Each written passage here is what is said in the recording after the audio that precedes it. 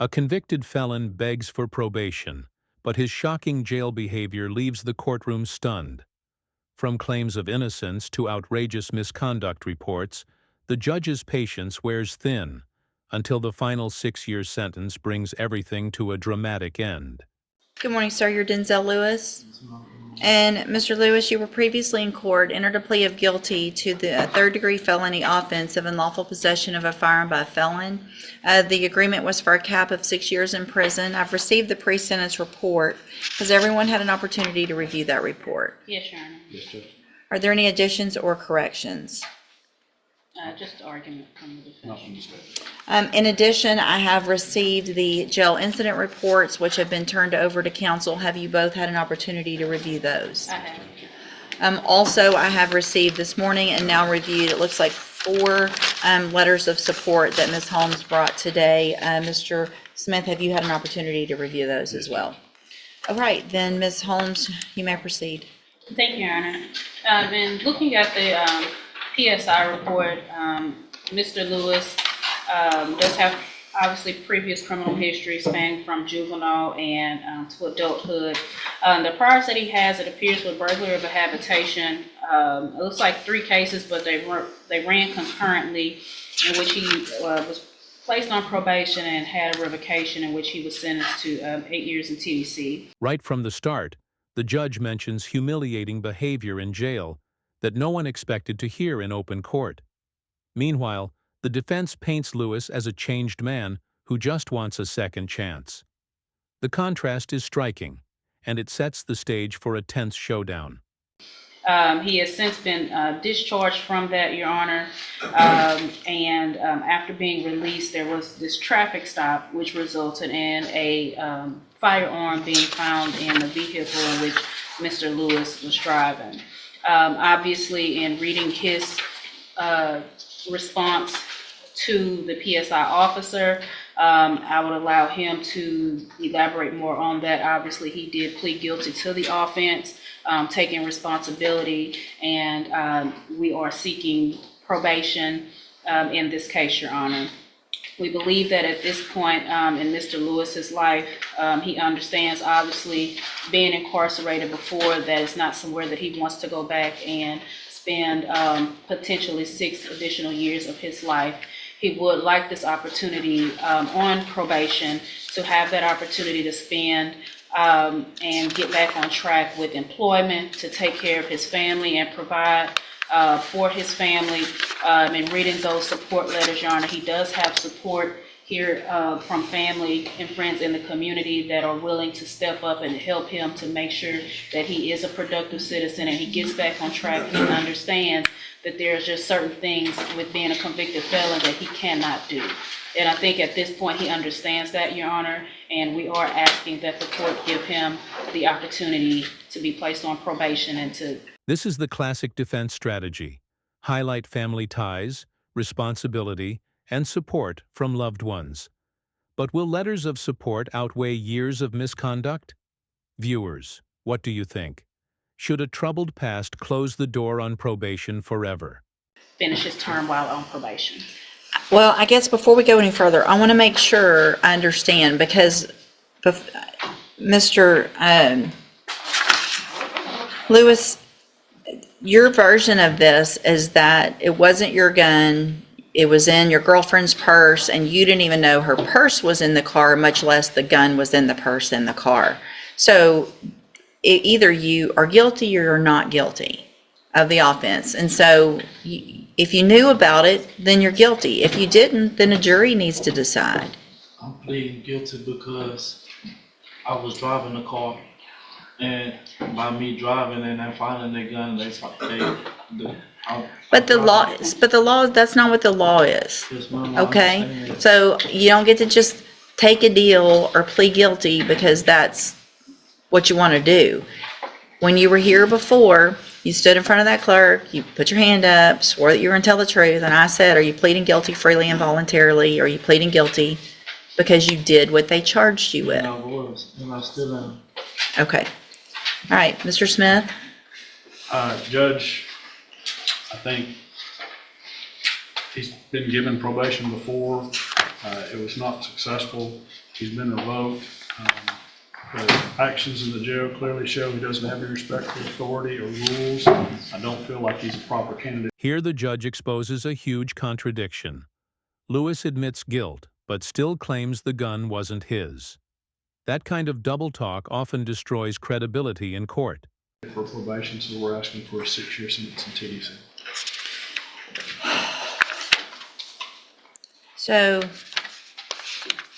Mr. Lewis, one thing I noticed in several of these letters that friends and family members said, I think 3 of them actually used the word respectful, that you're a respectful young man. What has been going on in our jail is the furthest thing from respectful that I've seen.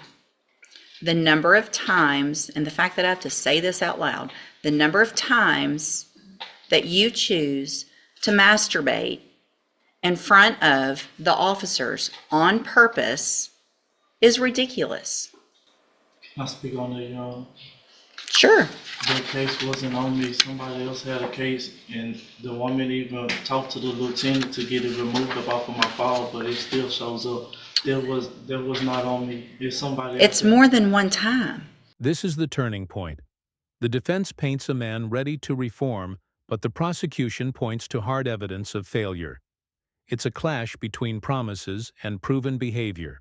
But So hold on. So on April 14th, let's just go through them. On April 14th, you were in trouble for not being in your bunk, that you had been given several orders to go to your bunk. You proceeded to walk around yelling, "Bitch, stop talking to me." So that's from April 14th, last week. Then on April 7th, it alleges that you had your hands in your pants, moving in and back and forth, that you were told to take your hands out of your pants, and that you had been told before, or this officer had been briefed on the fact that you were known for doing this. Your response, according to this, is that that person should have asked the officers how big your penis, anyway. Since they want to be talking about you, they should have told them about that too. Then, on March 25th, before that, a week, so another officer, and these aren't the same officers, it's not the same person saying the same thing about you, somebody has some vendetta against you. So on March 25th, started to do rounds. Notice that you were watching the person doing rounds. This moment shocks the courtroom. The letters call him respectful, but the reports say otherwise. Who do you believe? The officers documenting misconduct or the inmate insisting they're lying? Had his hand over his midsection as if he was rubbing on himself. March 18th, another different officer. Notice monitoring the bunk. There you are, laying on your back, stroking your penis in a back and forth motion, told not to do so. January 24th, 2025, you're in trouble for walking around. This one, notice the way you're laying on your bunk in a way, making motions under the blanket, walked past, turned around to see if you were still doing it. Then you supposedly look at this officer and say, "I'm not doing anything," while you lifted the blanket up for that officer to see it.